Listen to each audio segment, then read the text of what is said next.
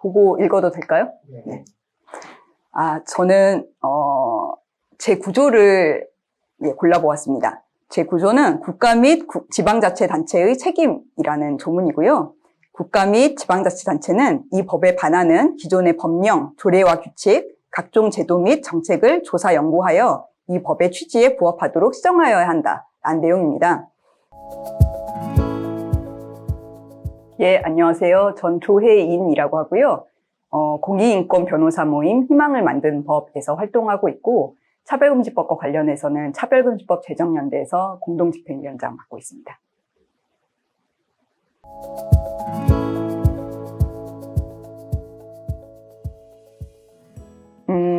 이제 이 법의 취지에 부합하도록이라는 것은 헌법상 평등권의 취지에 부합하도록 시정해야 된다라는 내용인데요.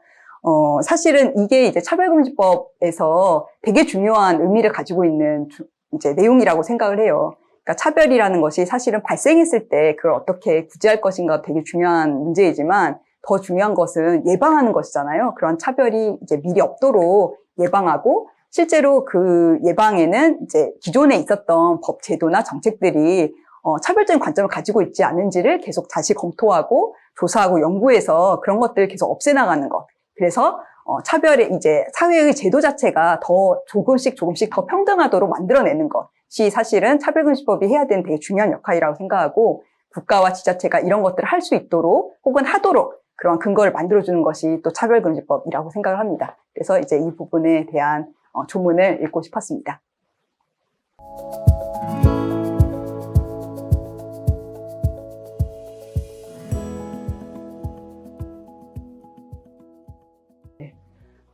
차별금지법은 2000년대 초반부터 이제 논의가 시작됐어요.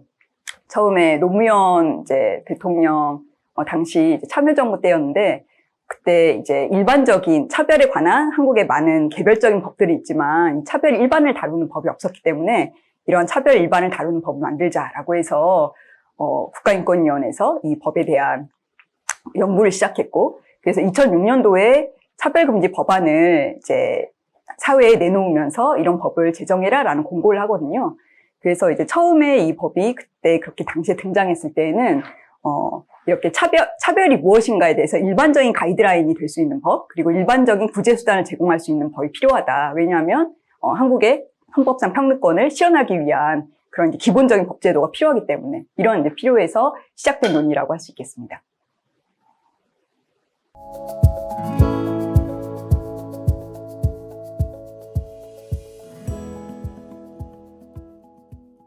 (2007년도에) 차별금지 사유를 둘러싸고 여러 가지 그 싸움이 있었잖아요. 그 이후에 이 사유에서 이제 성적 지향, 학력을 비롯한 몇 가지 사유를 빼겠다라고 하는 정부와 그런 식으로 이제 가게 되면 이건 차별금지법이 아니라 차별조정법이다라고 이제 얘기하면서 그렇지 않고 사실 우리 사회에 있는 모든 차별들, 그 모든 사람이 다 동등하게 평등권을 보장받을 수 있는 그런 법으로 만들어야 된다라고 이제 이야기하는 시민사회가 대립을 하게 되죠. 그리고 나서 이제 이 상태에서 계속 이 차별금지법을 만들려는, 그러니까 올바른 차별금지법을 만들려는 이 싸움이 이어지게 되는데, 여기에 이제 점점 더 많은 사회단체들, 인권단체들이 함께 하게 되었던 것 같아요. 그러면서 2010년 말에 차별금지법 제정연대라는 연대체를 이제 발족을 하게 되고요. 그러면서 이 점점 더 큰 연대체를 만들어가면서 이 제대로 된 차별금지법, 모두를 위한 차별금지법을 만들기 위한 싸움을 계속 해나갔다라고 할 수 있을 것 같습니다.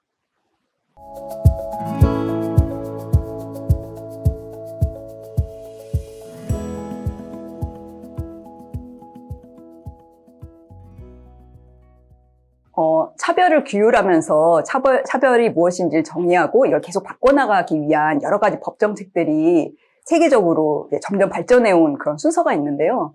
처음에는 특히 이제 미국이나 영국 같은 데서 특히 이제 인종과 관련된 여러 가지 인권운동의 결과로 인종차별을 고용 영역에서 어떤 식으로 규제할 것인가를 다루는 법들로부터 이제 시작을 해요. 그런데 이제 그러한 개별법들이 점점 더 다양한 사유에 관한 개별법, 그리고 이제 고용뿐만 아니라 다른 영역들도 같이 규율하는 그런 법들로 막 발전을 하거든요. 그래서 개별법들이 되게 다양하게 막 만들어지다가 점점 더 어떤 흐름이 생기게 되냐면 세계적으로 이러한 사유와 영역을 다 따로따로 개별 법들로 만드는 것만으로는 그런 모든 사유와 영역을 다 다루는 많은 법들 다 만들 수가 없고, 또 이제 실제로 사람들이 현실에서 경험하는 차별은 그냥 한 가지의 사유만으로 어떤 차별이 일어난다기보다는 되게 다양한 뭐 인종과 뭐 성별과 그리고 뭐 여러 가지 장애 유무 이런 것들이 다 복합되어서 어떤 차별이 나타나는 것이기 때문에 이런 복합적인 차별을 잘 다룰 수 있는 법이 필요하다라는 문제의식으로 발전을 하면서 2000년대 그 전후로 해서는 세계적으로 다 이런 사유와 영역을 포괄하는 그런 법들을 만들기 시작하거든요. 그래서 한국에서 이 차별금지법 논의가 이제 시작되었던 이제 2006년 전후로 해서 사실 외국에서는 대다수의 국가들이 이런 포괄적인 차별금지법들을 다 갖추고 있었던 상황이었어요. 그래서 한국도 그러한 흐름에 따라서 이런 법을 만들려고 했던 거죠. 근데 이제 그 2007년도에 차별금지 사유를 둘러싼 그러한 논쟁이 시작되면서 그때 그 법을 만들지 못하고 그때의 논쟁이 사실은 15년 가까이 지속되면서 지금까지 왔다라고 보시면 될 것 같아요. 그래서 사실은 그 한국과 비슷한 수준의 정치, 경제, 사회, 문화 수준을 가지고 있는 국가들에서는 대부분 이러한 포괄적인 차별금지법들이 만들어져 있습니다. 네.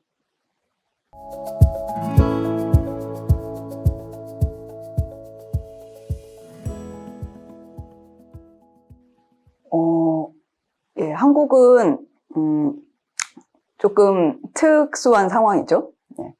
외국에서 보통 이러한 차별금지법들이 만들어져 왔던 그 과정을 보면 가장 크게 반발하는 그러한 사회적인 목소리는 사실은 재계예요.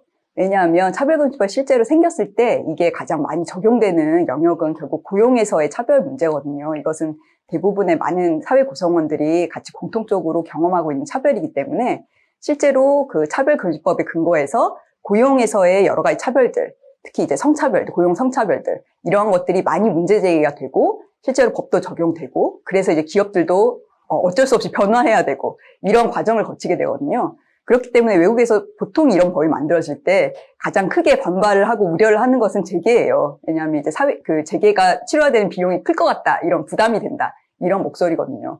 근데 한국도 실제로 2006년, 2007년도에 이 법을 그 준비하던 당시에는 그 부분에 대한 준비하던 분들은 그 부분에 대한 조금 긴장감이 있으셨다고 해요. 이거 분명히 재계에서 부담이 된다고 할 텐데 어떻게 설득을 할까? 이러한 이제 생각을 하면서 법을 이제 공부하고 또 이제 준비하고 했었는데 실제로 한국에서 이 법이 처음에 나왔을 때 정말 뜻하지 않게도 일부 개신교계에 계시는 분들이 이 법을 반대하는 목소리를 내기 시작했던 거죠. 그리고 근데 문제는 뭐냐면은 그렇게 그때 당시에는 굉장히 지금에 비하면 아주 소수이신 분들이었거든요. 그렇게 반대를 하시는 분들이. 그리고 사실 반대하는 그 주장 자체가 큰 정당성이 없는 주장이잖아요. 왜냐하면 내 가치관이나 종교관에 비추어서 누구의 평등권을 인정할 수 없기 때문에, 성소수자의 평등권을 인정할 수 없기 때문에 이런 법에 반대한다라는 이야기이기 때문에 이건 사실은 다른 사람의 기본권을 부정하는 주장이고 전혀 정당성이 없는 주장인 거죠. 헌법에 반하는 주장인 거고요. 근데 문제는 이제 그러한 주장이 일정적으로 수용이 됐다는 거죠. 수용이 되면서 2007년도에 그러한 사유가 삭제된 형태의 법안을 정부에 내놨다는 거죠. 그러면서 이 법이 이제 좌초되게 되는 것인데 이게 굉장히 한국에서의 특수한 상황이라고 할 수 있을 것 같아요. 외국에서는 이런 정도의 물론 이제 종교계가 일부 목소리를 내는 경우도 있지만 그게 이런 식으로 반영이 되어서 법에서 어떤 사유가 삭제되고 이랬던 경험은 없거든요. 이게 이제 한국의 굉장히 특수한 상황이고 근데 그 문제를 사실 그 당시에 잘 해결하지 못했기 때문에 계속 같은 논란이 반복되기만 하는 상태로 2011년까지 오게 되어 아주 그 엄청난 상황이 되었죠.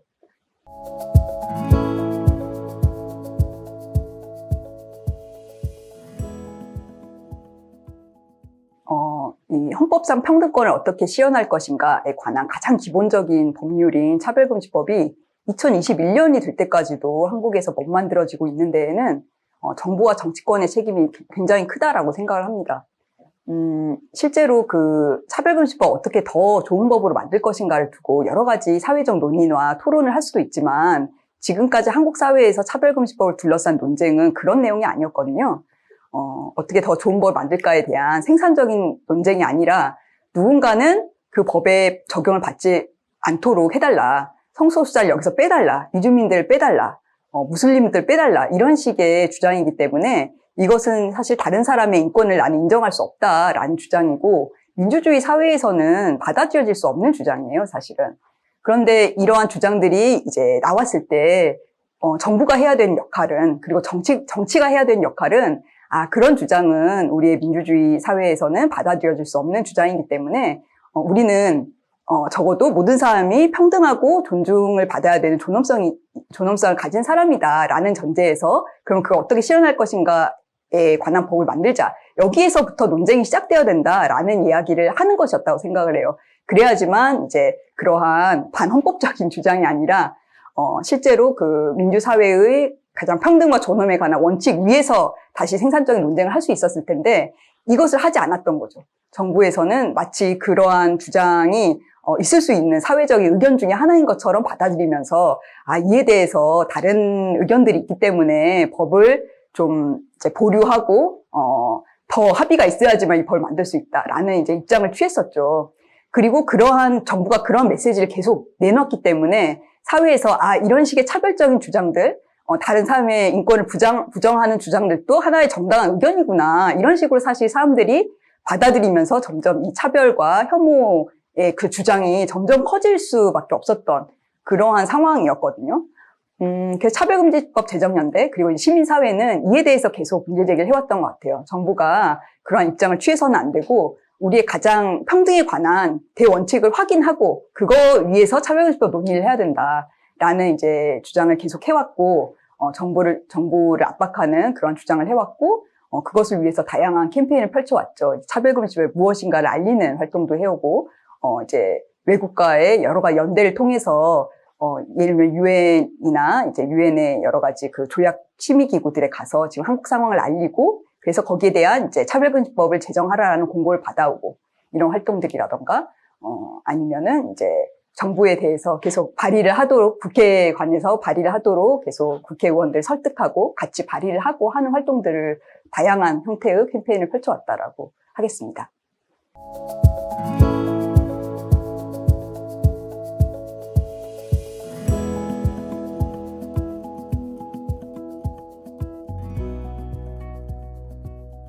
누가 차별금지법의 적용을 받는 차별금지법에 의해서 평등권의 보호를 받는 사람인가에 관한 것은 사실 2007년도부터 계속 꾸준히 얘기되어 왔던 논의였죠. 결론적으로는 사실 우리 사회의 모든 사회 구성원은 당연히 평등권의 보장을 받아야 되는 사람이다. 라는 그 명제가 실제로는 헌법에 의해서 사실 선언되어 있는 명제잖아요. 근데 그것이 실제로 우리 사회에서 누구나 형식적으로는 그래 모든 사람은 다 평등하지라고 말하지만 실제로 이렇게 구체적으로 갔을 때 진짜로 우리 사회 구성원의 정말 모든 사람들 성소수자를 정말 당신의 동료 시민으로서 받아들이면서 평등하다라고 당신은 생각하는가?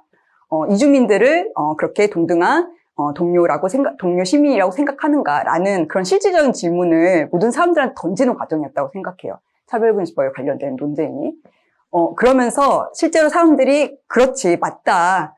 모든 사람, 성소수자 이주민뿐만 아니라 모든 사람들이 당연히 그러한 인권의 보장을 받아야 되는, 그리고 평등권의 보장을 받아야 되는 사람들이다. 우리는 그 원칙을 확인해야 된다라는 그러한 합의를 점점 더 크게 실질적으로 가져오는 그런 과정이었다라고 생각합니다. 그래서 지금은 차별금지법을 이야기했을 때 그래 누구나 거기서 배제되어서는 안 되지라는 부분에 대한 사회적 합의는 굉장히 높아졌다라고 생각을 하고요. 이게 그냥 단순히 정부가 말하는 것처럼 사회적 합의가 있어야지만 이런 인권에 관한 법을 만들 수 있다. 이러한 의미에서가 아니라 실제로 이제 이 원칙이 우리 사회에 정말 뿌리 내렸는가. 이게 법이 있다고 해서 사실은 그 원칙이 꼭 뿌리 내리는 거 아니잖아요. 법은 그냥 법대로 가지만 현실은 현실대로 이제 전혀 격차가 있는 채로 갈 수도 있는 거거든요. 근데 이제 법은 안 만들어졌지만 실제적으로 현실에서 그런 식으로 우리 그 원칙에 합의하는 수준은 점점점 높아져 왔다고 생각해요. 차별금지법과 관련된 사회적 논의를 계속 진행하는 과정에서. 또 하나가 차별의 개념. 차별의 개념과 관련해서는 그 차별금지법이 사실 제시하는 차별의 개념은 굉장히 넓고 통합적인 것이에요.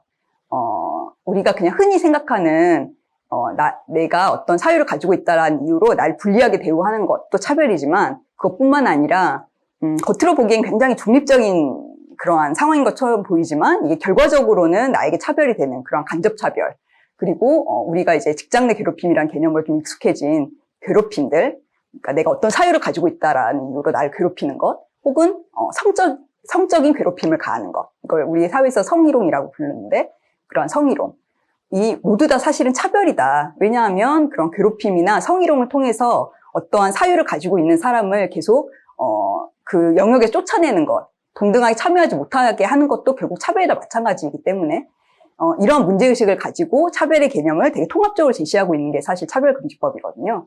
이것은 그 한국의 차별금지법이 뭐 특수한 것이라기보다는 세계적으로 어느 정도 확립되어 있는 기준이에요. 세계적으로 차별금지를 다루는 모든 법들에서는 직접 차별, 간접 차별, 그리고 괴롭힘, 성적 괴롭힘 이런 것들을 다 차별하고 마찬가지로 보면서 같이 규제를 하거든요.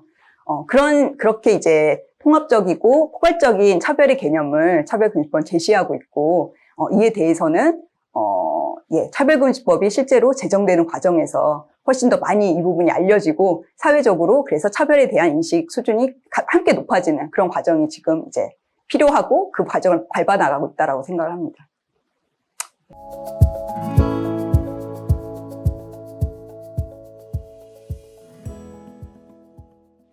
차별금지법 제정운동에서 크게 후퇴했던 시기를 꼽아보라라고 하면 많은 분들이 2013년도의 시기를 좀 떠올리실 것 같은데요. 그때 어떤 일이 있었냐면 2007년도부터 2013년도까지 그래도 차별금지법이 국회에서 소소하게 발의가 계속 되어 왔거든요. 그런데 2013년도에 그 차별금지 법안이 2개가 한꺼번에 발의가 되어요.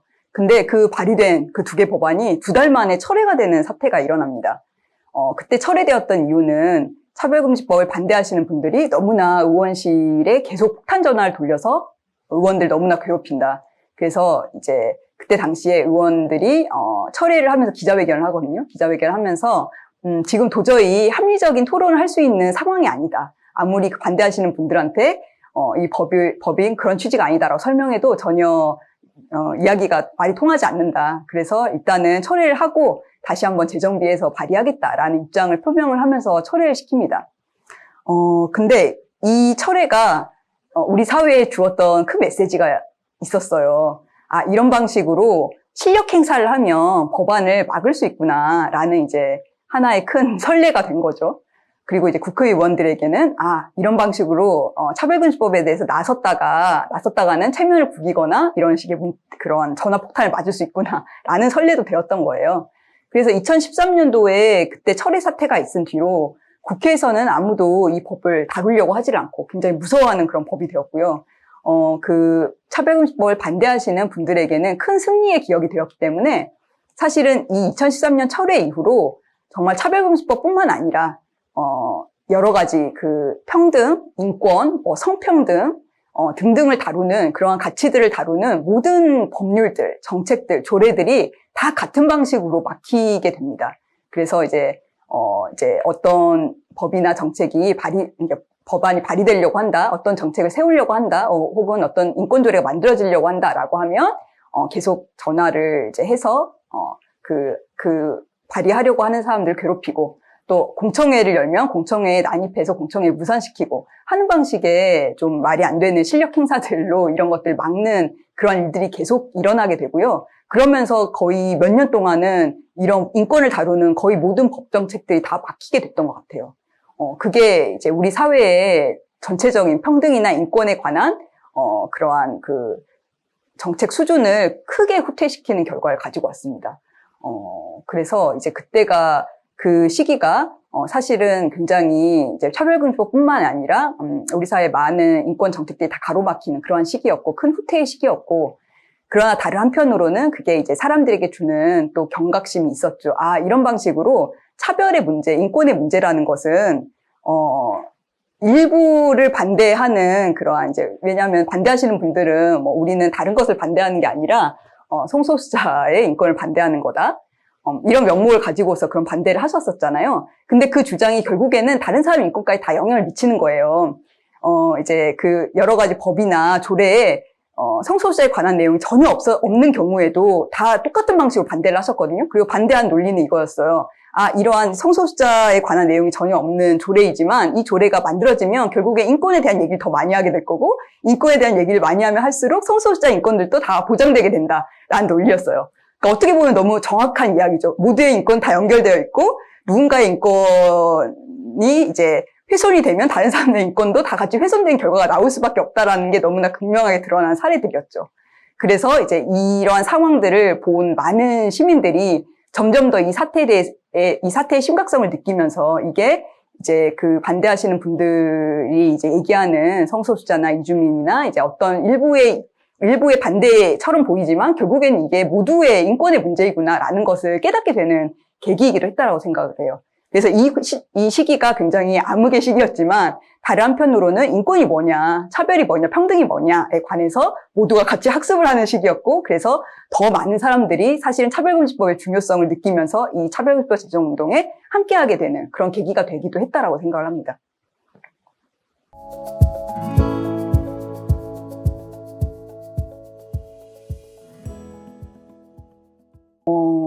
차별금지법을 반대하시는 분들의 주장은 사실 뭐 다양한 이야기를 하시는데요. 그 근저에는 결국에는 성소수자나 아니면은 이제 종교가 다른 이슬람 종교를 가진 사람들은 그러니까 나는 인정할 수 없는 사람들이고 이 사람들이 사회에서 남들하고 똑같이 평등하게 사회생활을 하고 사회에 참여할 수 있도록 보장해주는 법정책을 나는 인정할 수 없다라는 주장이 사실 핵심인 것 같아요. 그 얘기를 하기 위해서 내가 뭐 이제 차별금지법이 만들어지면 뭐 나의 주장을 마음대로 펼칠 수 없게 된다라던가 우리 아이들이 위험해진다라던가 막 이런 이야기를 하는 것에 이제 근저에는 나는 누군가를 인정할 수 없다. 누군가의 인권을 인정할 수 없고 그 사람들은 그냥 조용히 숨어서 살아야든지 이제 그렇게 살아야 되고 적어도 이제 국가가 공식적으로 인정하는 어떤 법의 존중과 보호를 받아서는 안 된다라는 주장이라고 생각을 합니다. 그래서 사실은 이 주장은 정말로 그런 인권과 민주주의를 지향하는 사회에서는 인정이 될 수 없는 그런 주장이라고 생각을 하고요.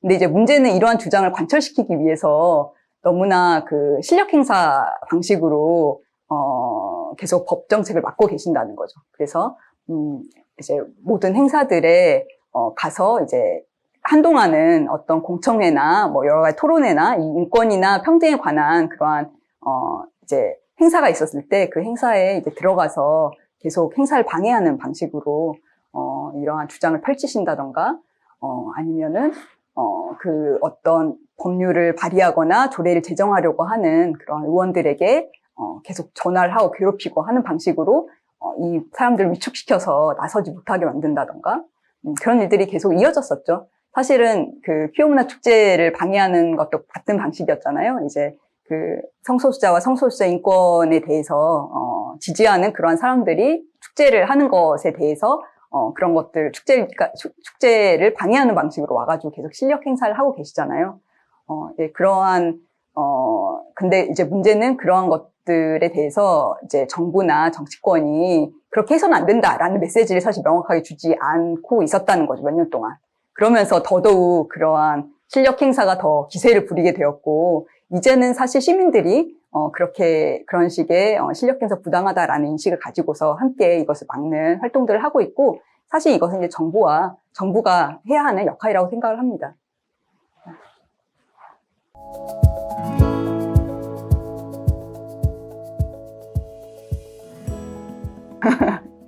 일단은 차별금지법 제정운동의 중요성, 시급성에 공감하면서 함께하는 사람들이 대폭 늘어났다라는 게 가장 큰 차이인 것 같아요.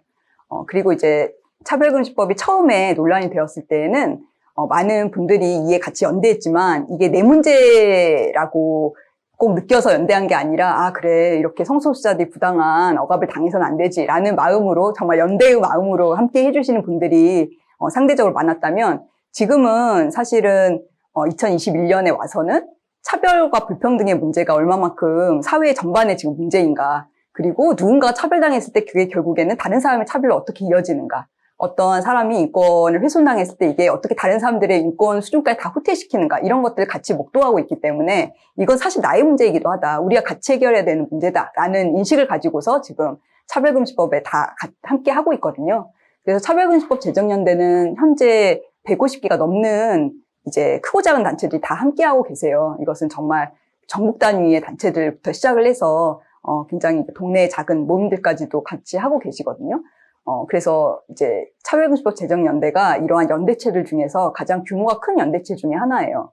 이것을 이제 보더라도 차별금지법 문제, 그 차별금지법이라는 것이 상징하는 지금 우리 사회의 차별의 문제, 그리고 이제 평등과 존엄을 어떻게 이루어나갈 것인가의 문제가 사실은 이제 모두의 문제가 되었다. 모두가 함께 이제 이걸 넘어서고자 하는 운동이 되었다라는 것이 그동안에 이제 차별금지법 제정 운동이 쌓아온 그런 결과라고 할 수 있을 것 같습니다.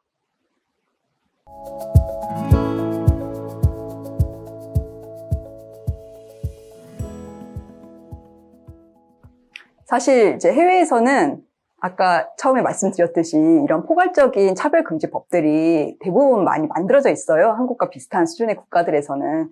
그래서 이제 그런 국가들에서 어떻게 그 법을 토대로 해서 통합적인 차별 규율을 하고 그에 대해서 국가가 그러한 통합적인 차별을 시정하기 위한 정책들을 세우고 이걸 시행해 나가고 하는 것은 사실은 많이 참고를 하고 있고 이제 그러한 법 제도 위에서 어떻게 외부의 활동가들이 활동을 하고 있는가라는 것도 사실 많이 참고가 돼요. 그런데 한편으로는 이렇게 한국처럼 포괄적인 차별금지법을 만들어내기 위해서 정말 시민의 각계각층, 각 부문의 운동들이 다 같이 결집해서 연대해서 이 운동을 하고 있는 사례는 세계적으로도 굉장히 드문 사례이기도 한 것 같아요. 그래서 외국의 많은 활동가들이 한국의 차별금지법 제정운동에 대해서 굉장히 인상 깊게 보고 이것저것 물어보는 경우들이 많습니다. 이제 외국에서도 차별과 관련된 다양한 운동들이 있었지만, 보통은 나와 관련된 차별의 문제를 해결하기 위해서 이제 각계에서 각 부문들의 운동들이 펼쳐지는 경우들이 많고, 이렇게 정말 전 사회적으로 차별이라는 이슈를 중심으로 모든 부문 영역들이 다 같이 연대해서 활동하는 경우가 그렇게 흔하지는 않아요. 그래서, 많은 이제 외국의 이제 활동가들이 어떻게 한국에선 그게 가능하냐, 어떻게 이렇게 많은 그 운동들이 다 함께 연대해서 이 차별금지법을 만들어내기 위해서, 그리고 차별을 없애나가기 위해서 같이 활동할 수 있는가에 대한 이제 질문들을 주시기도 합니다. 저는 이제 약간 반농담, 반진담으로, 이것은 한국의 이 보수 개신교계가 너무나 셌기 때문에 우리도 결집할 수밖에 없었다, 뭐 이런 말씀을 드리지만, 이제 그만큼 한국의 차별금지법을 둘러싼 이제 그동안의 이제 사회운동이 한편으로는 굉장히 힘든 과정이고, 말도 안 되는 반인권적인 주장에 맞서기 위해서 되게 힘들게 걸어온 그런 길이기도 하지만, 다른 한편으로는, 이게 차별이라는 게 어떻게 모두에 연결되어 있고, 모두가 같이 연대해야 되는 운동인가를 이제 같이 배우면서 함께 연대하는 방법을 계속 배워나가고 있는 그런 운동이라고 할 수 있을 것 같고, 그런 의미에서의 또 큰 사회적 의미가 있다라고 생각을 하고 있습니다.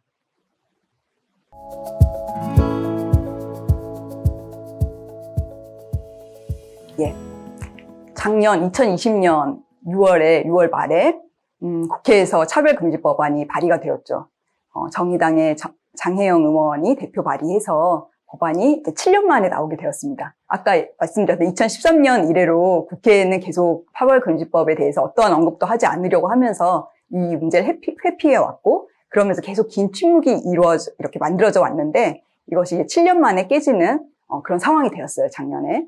그리고 이제 6월 29일 날 법안이 발의되고, 그 다음 날이 6월 30일 날 국가인권위원회에서도 이 평등법이라는 이름으로 법의 시안을 내놓으면서 이러한 법을 만들어라 라는 의견 표명을 국회에 하게 되죠. 그러면서 이제 두 번째 국가인권위원회가 내놓은 그러한 그 법안이 나오게 되었는데요.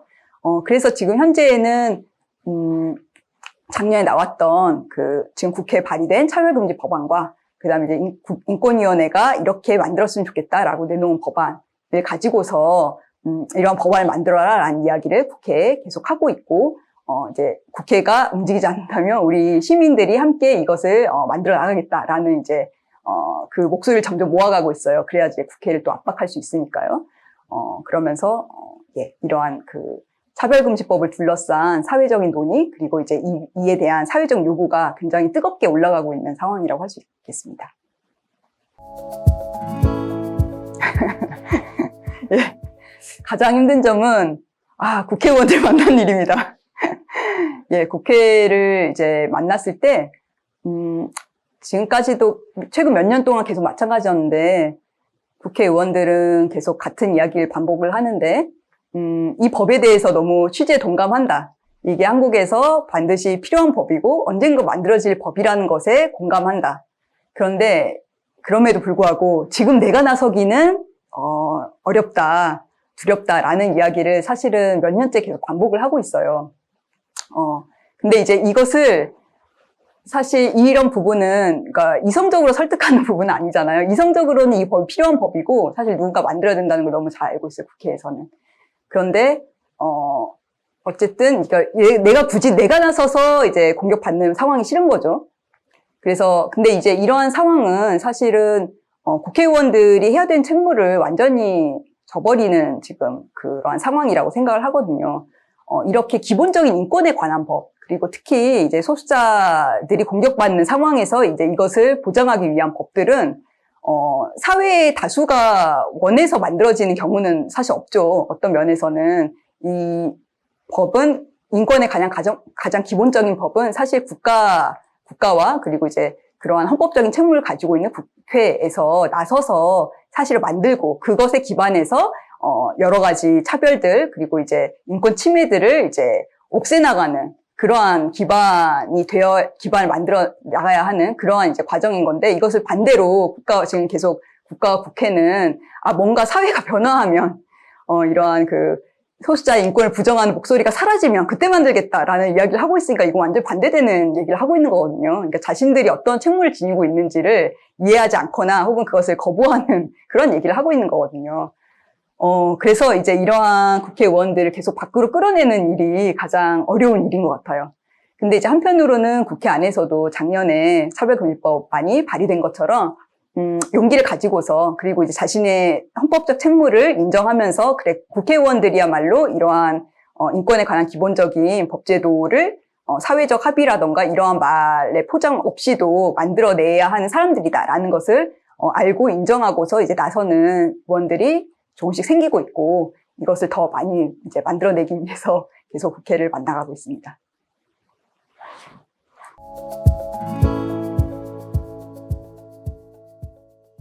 희망적인 것은 사회가 변화해왔고 지금도 변화하고 있다라는 거죠. 차별금지법 제정 운동이 한국에서 굉장히 정말 말도 안 되는 이유로 오랜 기간 동안 가로막혀 왔지만 사실 저는 2021년까지 이 운동하고 있을 거라고 전혀 생각을 못 했거든요. 이렇게 말도 안 되는 상황이지만 그럼에도 불구하고 지치지 않고 이런 운동들을 여러 사람들이 같이 해나갈 수 있는 것은 이 역사적인 흐름이 사실은 너무나 우리 편이기 때문인 것 같아요. 이런 평등에 관한 가장 기본적인 법률이 갖춰져야 된다는 건 너무 상식적인 얘기거든요. 그리고 그것을 못 만들고 있는 게 너무나 말도 안 되는 상황이기 때문에 이 법은 만들어질 수밖에 없는 법이에요. 근데 이제 그것을 얼마나 빨리 당겨서 사실 이미 늦은 거지만 더 늦기 전에 만들 것인가의 문제라고 생각을 하거든요. 시간 문제라고 생각을 하고요.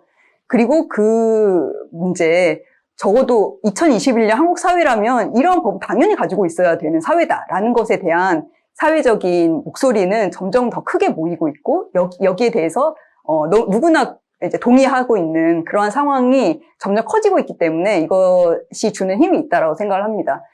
차별금지법이 이렇게 계속 이루어짐으로써 평등이란 뭐냐, 차별이 무엇이냐에 대한 사회적인 논의도 더 커져 왔다라고 생각을 하고 그래서 우리 사회가 이제는 그런 기본적인 법을 당연히 만들어야 된다라고 생각하는 사람의 수는 굉장히 커졌죠. 이제 그게 지금의 가장 희망적인 부분이고 우리의 힘이라고 생각합니다. 그리고 이 힘으로 결국에 지금 사실은 이제 차별금지법 논쟁이 국가와 정치권과 국회가 계속 침묵하고 있을 때 차별금지법이 필요하다라는 목소리를 내면서 이에 대한 논의를 여기까지 끌어온 건 사실 시민들이에요. 그래서 이 시민들은 이미 저만큼 앞서 나가고 있는데 이것을 못 따라오고 있는 게 사실은 국회와 정치권이거든요. 그래서 이제 정치권과 국회의 멱살을 잡고서 우리가 이제 이미 사회가 나아간 이 수준까지 데리고 오는 것, 이게 지금 남아있는 과제라고 생각을 합니다.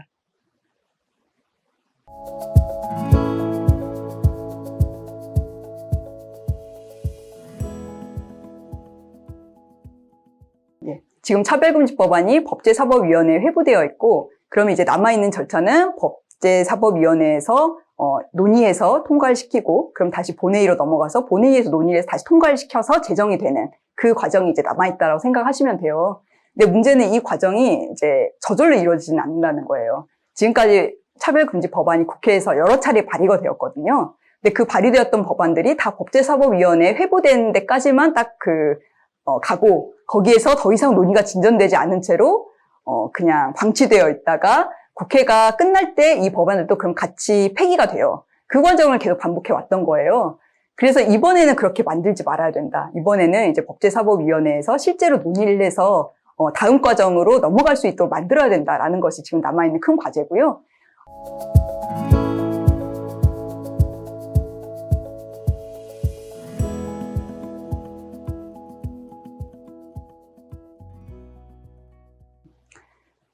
그 차별금지법 제정연대가 국회와 계속 만나서 이야기를 해보면 많은 국회의원들이 하는 이야기는 이 법 너무 필요하고 좋은 법인 거 알겠는데, 그래서 근데 이 법을 실제로 요구하는 사람들, 나에게 필요하다라고 말하는 사람들이 잘 안 보인다라는 거예요.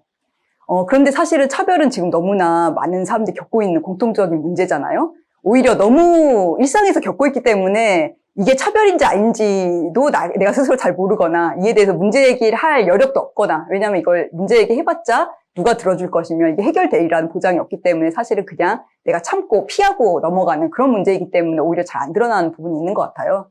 그래서 지금 이제 중요한 것은 진짜로 차별이라는, 내가 이제 겪고 있는 어떤 차별들이 있고, 그래서 나는 차별금지법을 통해서 차별금지법이 만들어졌을 때 이러한 차별 더 잘 이야기할 수 있다. 그래서 이 법이 나에게도 필요한 법이다. 우리 다 같이 함께 이러한 법을 만들어서 차별에 대해서 정말로 실질적인 이 차별을 없애나갈 그러한 책임을 국가에게 묻자. 사회가 이 책임을 지고 같이 바꿔나갈 수 있도록 만들자. 이 얘기를 많이 해주시는 게 되게 필요하다고 생각을 합니다. 그래서 좀 추상적일 수는 있지만 실제로 그런 이야기들이 정말 사회적으로 활발해졌을 때 차별금지법이 왜 우리에게 필요한가라는 이야기들이 더 많아지고, 그게 이제 국회를 압박하는 힘이 될 수 있다고 생각을 하거든요.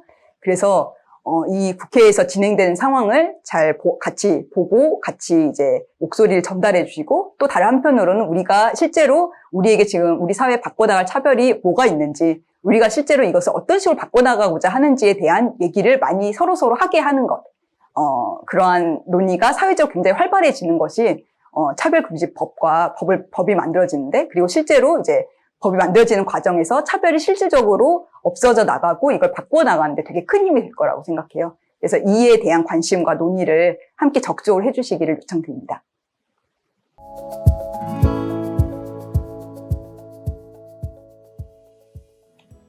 이번 서울 퀴어문화축제 이제 슬로건이 차별의 시대를 불태워라 잖아요. 이제 정말로 우리가 차별에 대해서 실질적으로 정말 우리의 목소리를 내면서 이것을 해결해 나가는 것이 우리의 정말 시대적인 과제다, 사회적인 과제다라는 이야기를 본격적으로 할 시기라고 생각을 합니다. 그래서 이런 슬로건처럼 차별의 시대를 불태우기 위해서 우리 차별에 대해서 더 많이 문제 제기하고, 이를 위해서 이걸 해결하기 위한 차별금지법이 필요하다, 내놓아라 라는 이야기를 함께 하는 그런 과정이 되었으면 좋겠습니다. 감사합니다.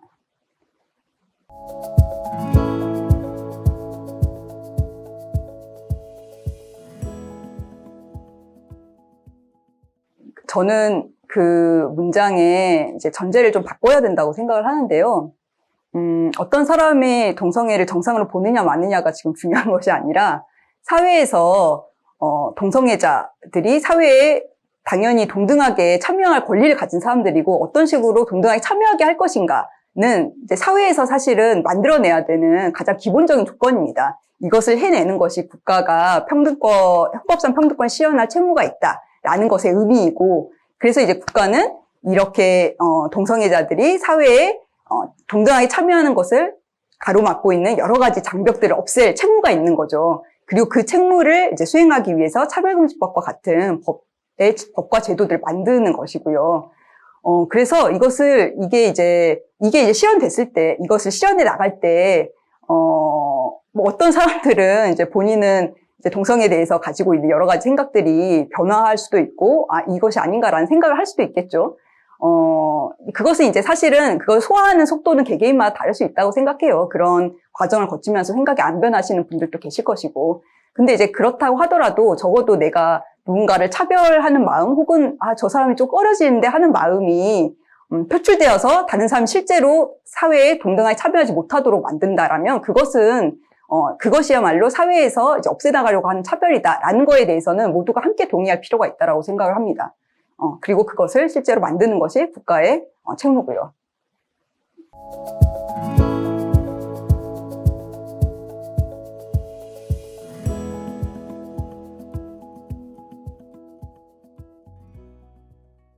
동성애를 조장하는 법이다. 동성애자가 늘어날 것이다. 그래서 차별금지법 만들면 안 된다라고 하는 이제 주장의 전제는 동성애자가 있으면 안 된다. 동성애자들은 최대한 없을수록 좋다라는 게 이제 전제잖아요. 근데 그러한 개인의 가치관을 사회에 강요할 수 없다는 거. 사회에서는 이제 그러한 그 개인의 가치관이 다른 사람, 동성애자들이 실제로 사회에 참여하지 못하도록 만드는 그런 장벽이 되지 않도록 만들어야 된다라는 게 그냥 헌법이 요구하는 바예요. 헌법상 평등권이라는 것은 그것을 요구하는 것이고, 그렇기 때문에 어떤 사람이든 성적 지향이나 성별 정체성에 따른 부당한 차별 당해서 안 된다라는 것이 헌법이 요구하고 있는 바이기 때문에 우리는 이것을 같이 만들어내야 되는 것이고, 근데 그때의 전제는 적어도 국가가 성소수자 내에서 부정적인 가치 판단을 하면서 이 사람들 최대한 없애겠다라는 관점을 가져서는 안 된다라는 거죠. 이걸 개인들이 물론 가질 수 있어요. 그 사람들이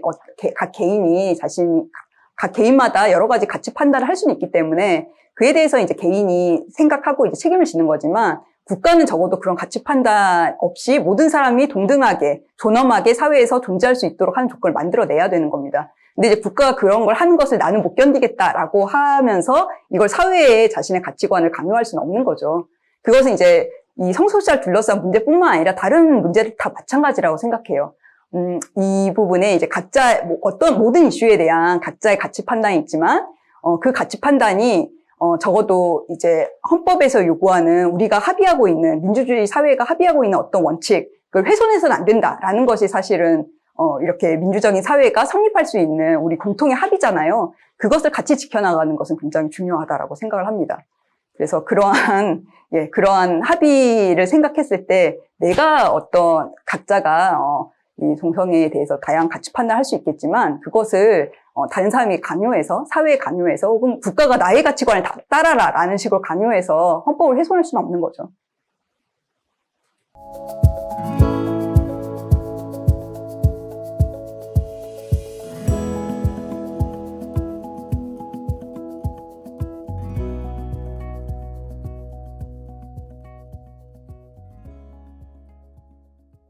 그 부분은 사실은 법안에 전혀 없는 내용을 계속 반복해서 가짜뉴스처럼 이제 퍼뜨리고 있는 그러한 상황이라고 말씀드릴 수 있겠는데요. 일단은 그 법안에서 지금까지 발의되어 왔던 차별금지법이 다룬 영역은 고용, 교육, 그리고 재화 용역, 그리고 이제 행정, 이 4개 영역이기 때문에 그 영역에서 어떠한 사람에 대한 차별이나 괴롭힘이 일어나는 것은 이 법을 통해서 예방하고 시정하려고 하는 그런 내용을 담고 있지만 그 외의 영역, 이제 길거리에서의 문제라던가 이 4개 영역에 속하지 않는 경우 아니면 그냥 개인 간의 사적인 대화, 그 친구들 사이의 대화, 뭐 가족들 사이의 대화 이런 것은 이제 법에서 전혀 규율한 영역이 아니에요.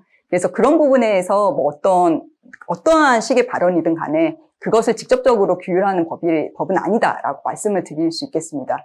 그래서 이제 물론 차별에 대한 가능성이 높아지면 우리는 모두 그런 식의 차별적인 발언 같은 것도 점점 없어져 나가리라는 것을 기대하고 좀 그렇게 하기 위해서 애를 쓰겠지만 법이 그런 법을 직접적으로 규제하면서 어떤 발언을 하면 안 돼. 이 발언을 하면은 너에게 어떠한 여러 가지 뭐 소송이라던가 이런 걸 걸겠어. 이런 것을 이제 이야기하는 법은 아니라고 할 수 있겠습니다.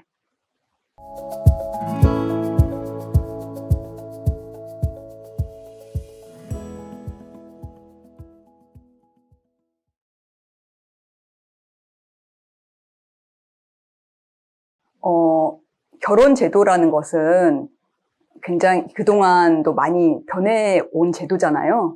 결혼이라는 것이 마치 영원 불변한 제도인 것처럼 생각하지만 사실 한국에서만 보더라도 동성동본이 안 되었던 그러한 시기가 있었고, 결혼 제도가 누가 이제 포함된 제도이냐, 그리고 그때의 실 내용이 무엇이냐, 어떻게 더 평등한 그러한 결혼이 되도록 이제 제도와 관행이 바꾸어야 할 것이냐, 이 문제는 사회적으로 되게 다양한 논의를 거치면서 계속 변화하고 있는 부분이라고 생각을 해요.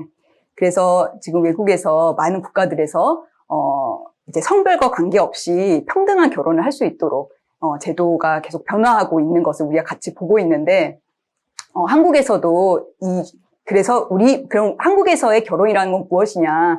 우리는 결혼해서 어떻게 모든 사람들이 존엄하면서 평등한 그런 권리를 누릴 수 있도록 이 제도를 만들어야 될 것인가와 관련해서는 앞으로 한국 사회에서 굉장히 많은 풍부한 논의가 이루어질 거라고 생각하고 그러한 논의가 필요하다라고 생각을 합니다. 그리고 그 과정에서 이제 성소수자들도 함께 평등하게 이 결혼을 누릴 수 있어야 한다라는 주장은 계속 나오겠죠. 그에 대한 논의는 계속 되겠죠. 이제 근데 그러한 논의 과정을 이제 한국에서 앞으로 정말 잘 밟아 나가겠다라는 것과 이제 별도로 차별금지법은 그 이전에 그러한 사회적 논의 이전에 사실은 그와 상관없이 그 논의가 없더라도 사실 갖추어야 되는 법이잖아요.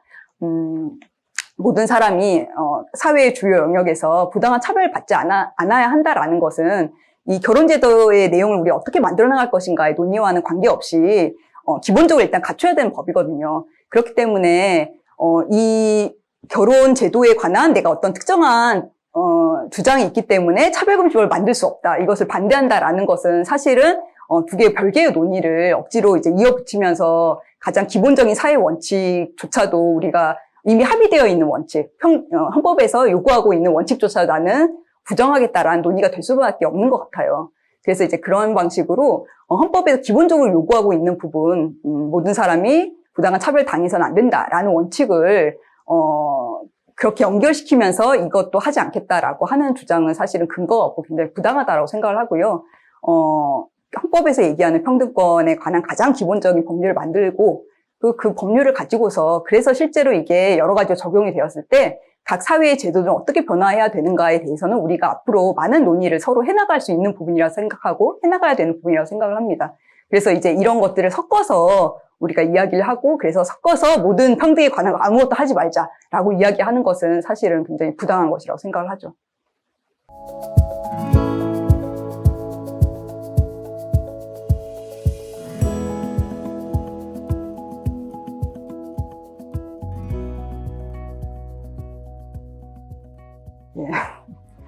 예. 사실은 이제 그러한 논의에 답해야 되는 것 자체가 조금, 뭐 어떻게 말해야 되나라는 생각이 드는데요. 일단은 전혀 차원이 다른 논의잖아요. 이제 수간이라던가 아동 성애 같은 이제 내용에서 이제 그게 이제 사회적으로 논란이 되고 이 부분을 막아야 된다라고 얘기하는 것은 기본적으로 상대하고의 동의가 없는 여러 가지 폭력이 될 수밖에 없는 그런 구조를 가지고 있기 때문에 이제 그런 부분들에 대해서 우리가 다른 관점으로 지금 보게 하는 것인데, 여러 가지 이제 성소수자들도 당연히 사회에 동등한 시민으로 참여해야 된다라는 것은 그거와 전혀 지평이 다른 논의거든요. 수가이나 소아성애가 이제 동성애, 이성애를 그것은 뭐 막론하고 그 문제는 있는 것이고, 그와 이제 별개로 어떠한 사람이든 부당한 차별 당해서는 안 된다라는 원칙은 당연히 이전에 함유되어 있는 원칙이기 때문에 이거 역시도 마치 이제 두 논의가 연결되어 있는 것처럼 결부시키면서 논의를 하는 것은 사실은 기존에 이제 사회에서 차별을 안 당하고 있는 사람들, 그러니까 이성애자이면서 이제 다른 식의 차별 사유가 없는 사람들만이 사회에서 정상적인 시민으로서 존중받아야 되고, 나머지 사람들은 전부 다 그에 해당하지 않는 이제 부당한 차별을 당하고 있는 사람들은 전부 다 법제도의 보호를 받지 말아야 된다라는 이야기를 그냥 반복하고 있는 것이어서 그렇게 이야기하는 것은 굉장히 부당하고 악의적인 주장이라고 생각을 합니다.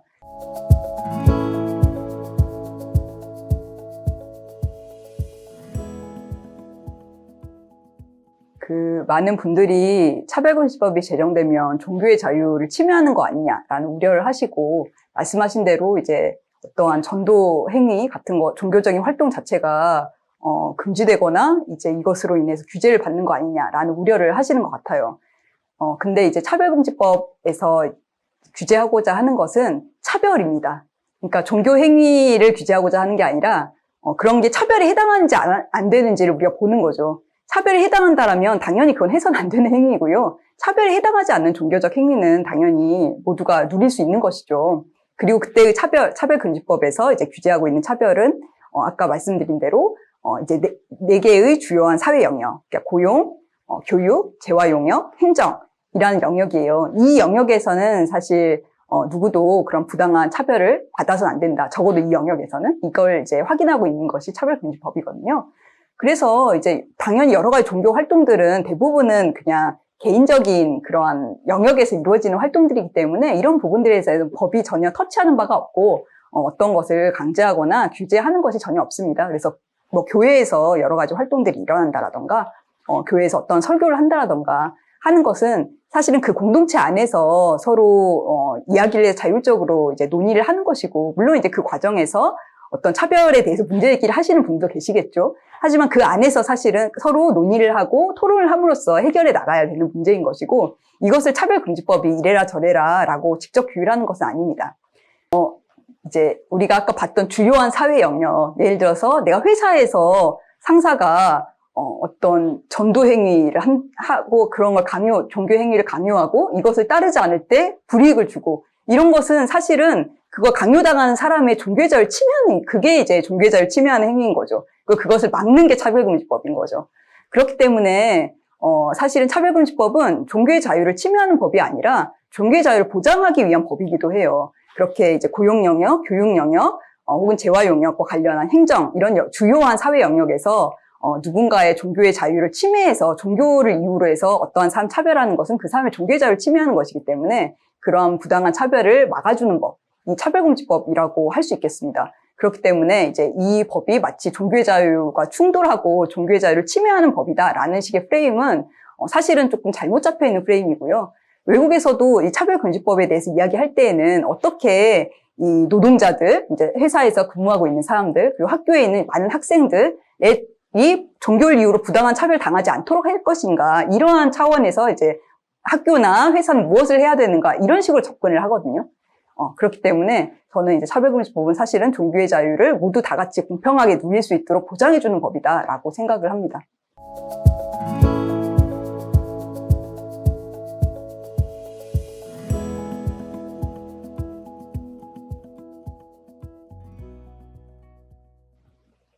헌법에서는 여러 가지 기본권을 보장을 하고 있잖아요.